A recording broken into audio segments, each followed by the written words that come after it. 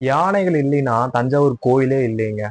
யானை தான் வந்து காட்டுக்கே அரசர். அதை வந்து நம்ம வந்து கோயில்லையும் ஏதாவது ஃபங்க்ஷனுக்கும் பொம்மை மாதிரி யூஸ் பண்ணிட்டு இருக்கோம்.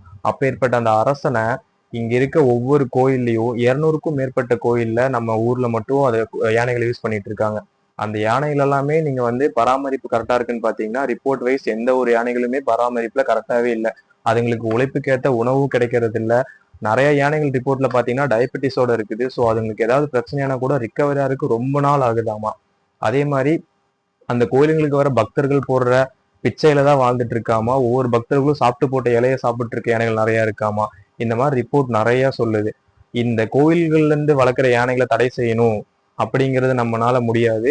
ஏன்னா இது ஒரு ஜனநாயக நாடு. இந்த ஜனநாயக நாடுல நம்ம ஏதாவது ஒரு ரிப்போர்ட் சப்மிட் பண்ணி இதை நம்ம தடை செய்யணும்னு பார்த்துக்கிட்டோம்னா அது ஒரு பெரிய ப்ராசஸ். அது நடந்து முடிகிறதுக்குள்ள அந்த ரிப்போர்ட் போட்டவங்களுக்கே அது வேணாம் அப்படிங்கிற மாதிரி அவங்களுக்கு தோண ஆரம்பிச்சிரும். ஸோ ஆனா அதுக்காக ஒரு சின்ன ஒரு பிளான் பண்ணியிருக்காங்க.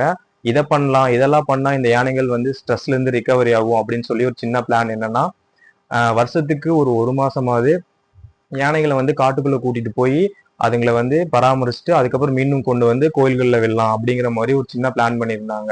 ஸோ அந்த பிளானை எக்ஸிக்யூட் பண்றதுக்காக இந்த கதையில வந்து டாக்டர் கே அப்படிங்கிறவர் தான் வந்து சொல்லிட்டு வர்றாரு. அந்த எப்பொழுதுமே அதோட கண்ணுகளுக்கு எப்பயுமே பச்சை பசின்னு ஏதாவது தெரிஞ்சுட்டே இருக்கணும். ஸோ அந்த மாதிரி எந்த விஷயமும் கிடைக்கலன்னா அது ரொம்ப ஸ்ட்ரெஸ் ஆயிரும். அப்படிதான் நம்ம இந்த ஊர்ல கோயில்கள்ல யானையை வளர்த்திட்டு இருக்கோம். ஸோ இந்த இந்த பிளான் மூலியமா யானைகளை கொண்டு போய் நம்ம காட்டுக்குள்ள விட்டு அதுங்க வந்து செடி கொடி தண்ணி அருவி இதெல்லாம் பார்த்துட்டு வரும்போது அது மறுபடியும் கொஞ்சம் ரிகவர் ஆகும்போது அது கொஞ்சம் பெட்டரா இருக்கும். ஸோ அந்த மூலியமா இந்த பிளானை கொண்டு வந்திருக்காரு இந்த டாக்டர் கே. யானை டாக்டர் அப்படிங்கிற இந்த புக்கு மூலியமா கொடுத்திருக்காரு. இந்த புக்கு நீங்க கண்டிப்பா ஒரு படிக்க வேண்டிய ஒரு புக்கு. நான் இது வரைக்கும் படிச்சதுலேயே one of the best book நான் வந்து இதுதான் சொல்லுவேன் எனக்கு. ஸோ இந்த புக்கை கண்டிப்பா படிங்க.